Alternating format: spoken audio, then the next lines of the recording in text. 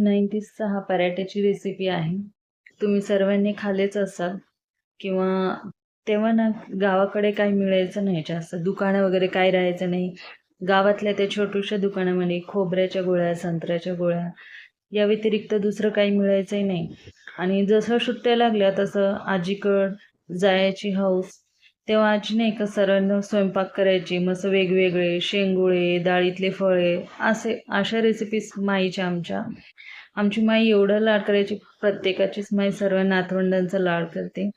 पोळ्या टाकायची. चपात्या झाल्याच्या नंतर काय काय करायची, पीठ घ्यायची, त्यामध्ये साखर भरून असं छान असं साखरेची गोल वाटी करून त्याचा उंडा करायचा आणि ते छान असं कोरड्या पिठामध्ये घोळसून त्याची परत चपाती लाटायची आणि मंद आचेवरती छान भाजून घ्यायची तूप घालून.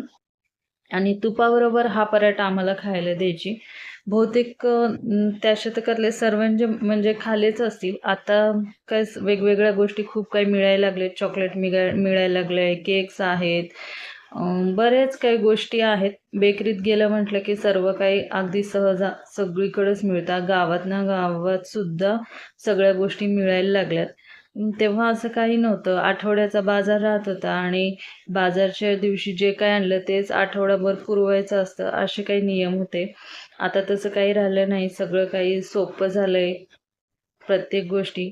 पण आजचा हा पराठा खाऊन नाही का खरंच आमच्या माईची आम्हाला खूप आठवण आली.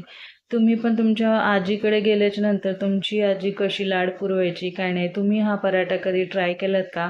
ट्राय केला असेल तर कॉमेंटमध्ये नक्कीच कळवा.